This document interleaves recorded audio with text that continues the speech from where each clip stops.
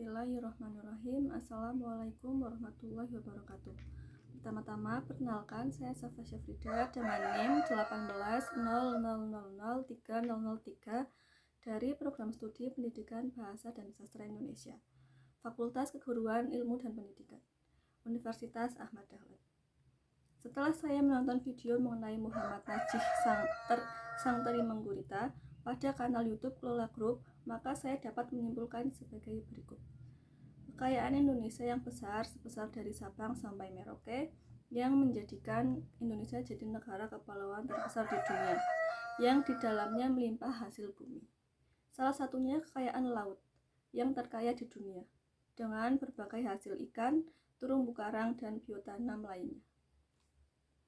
Dahulu di sebuah desa kecil di Gresik, ada seseorang yang pandai mengolah hasil laut. Dia anak sulung dari 8 bersaudara. Dari kecil sudah diajari berdagang dan sepulang sekolah selalu membantu bapak di tepi sungai Bengawan Solo. Akibat dibangun jembatan di sekitar sungai, penjualan menjadi sepi, penjualan merosot. Bapaknya bangkrut dan akhirnya menjual sawah untuk menghidupi keluarganya. Demi membantu ekonomi setiap hari, dia membantu sang ibu berjualan bubur.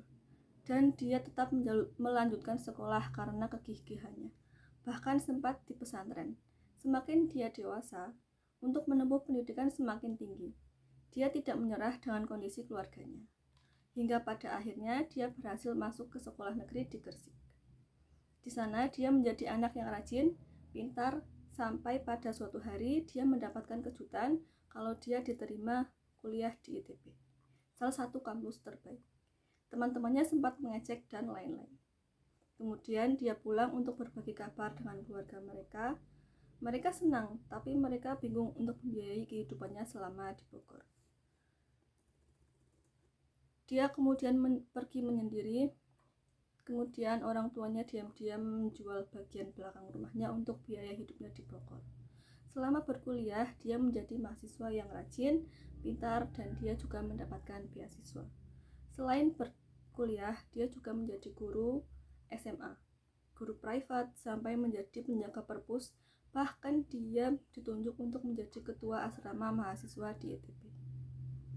Dan kalau kangen keluarganya, dia selalu mengirimkan surat setiap mau ujian untuk mendapatkan doa restunya. Sampai pada saat sebelum ujian semester, bapaknya meninggal dunia. Tapi ibu tidak kasih kabar agar dia bisa fokus pada ujian. Setelah mendengar kabar tersebut, ia pulang ke Gresik.